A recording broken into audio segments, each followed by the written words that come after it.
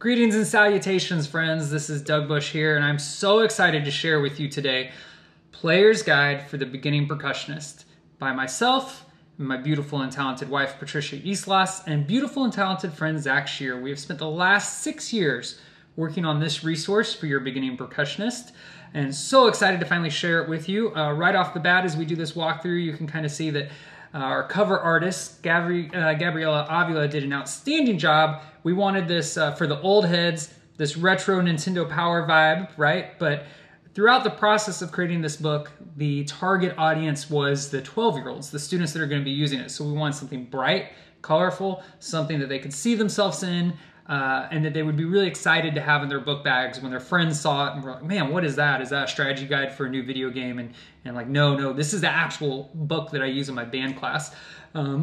Gabby did such a great job with encapsulating this on both the covers, because yes, there are two covers. This right here is the cover for the drum portion of the book, but when you're ready to do mallets, there you go. You simply turn the book over and we have all the mallet literature.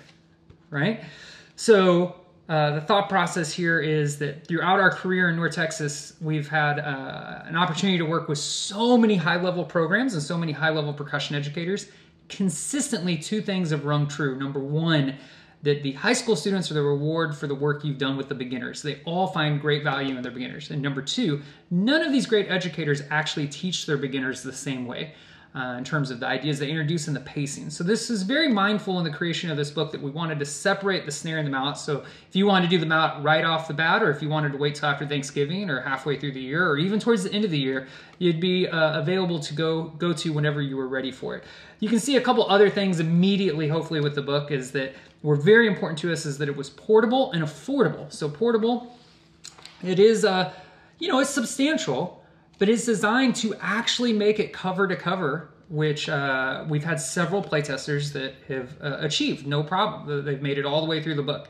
And affordable, it comes in at a nice $29.99, which is actually cheaper than all major competition.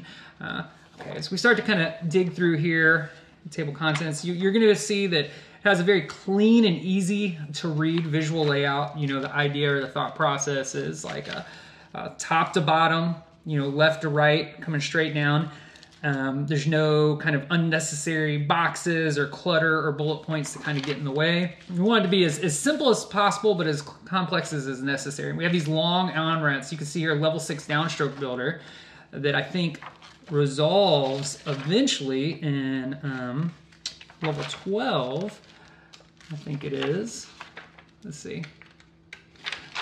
Yep, with bucks and accent to tap, right? So this is consistent in both the snare book and the mallet book. These very long on-ramps as opposed to just kind of hitting you with a brand new skill immediately that might cause some radical changes in your approach or technique. We try to be very thoughtful with the pacing and essentially solve a lot of the same common problems that we had seen in throughout our years teaching. Again, when we look at some of the written parts here, you'll see that lessons that we've learned from our books, super hands and opening statement and momentum are put in here, having these little one sentence blurbs between certain ideas. Don't forget to count at the dynamic you're going to play. It's better to play well at a slower tempo than to play with mistakes at a faster tempo, right? You can't practice all day if you don't start early. So lots of good stuff that's kind of thrown in and is written at that 6th grade comprehension level in mind. Like we a lot of time was spent to edit this down into the bare necessities to develop these fundamental skills, kind of a more thoughtful and logical progression, and free you up for a little bit more time to continue to supplement with the things that you find are most valuable with your program. And you'll see throughout the book in both the mallet and the snare that we have these composer corners where the students have an opportunity to write. Music is a language. You have to be able to read and write and speak. So spending some time writing the stuff ensures that students are getting a full grasp of what they're doing and that they're becoming great percussionists and musicians, right? And these transcription challenges, which was an idea that was brought to us by one of our dear friends, Mr. Matt Ehlers at Dripping Springs, right? And this is, again, true in both the mallet and the snare. We can take a look at some of the mallet stuff here. I'll mention that, Miss Islas and I, as composers ourselves, we were very mindful, like throughout that snare book. I mean, you're playing claves, you're playing cascaras, we're quoting Gustav Holst Mars and Ravel Bolero. So you'll have these opportunities in class to kind of address some of these things and talk about these things if you'd like. And then with Miss Islas here, using middle C as an anchor, because the younger students struggle sometimes with or often with knowing exactly where on the keyboard to play. We're starting basic with just the stickings are taken care of. Notes, can we make a good sound on the instrument and figure out our spatial relationship? And everything is kind of building on as we add new notes. Those new notes are reviewed, and then as you move into a new level, you learn more new notes. You begin with the new note practice, then you review the notes from the previous, and then you put it all together. So again, really logical, really sequential, and a lot of the music in here. By the way, wonderful interior art done by Joshua Wells over at Odd Quartet. An absolute professional. It was so great to work with. Look at the cleanliness and clarity of this kind of layout, right? And that was such a big part of our thought process here is like, putting these things at a level that is going to be very, very, very comfortable for the students, and writing the music as composers ourselves in manners that it will be musical challenges that they actually see and face. We're not trying to be tricky just for the sake of being tricky.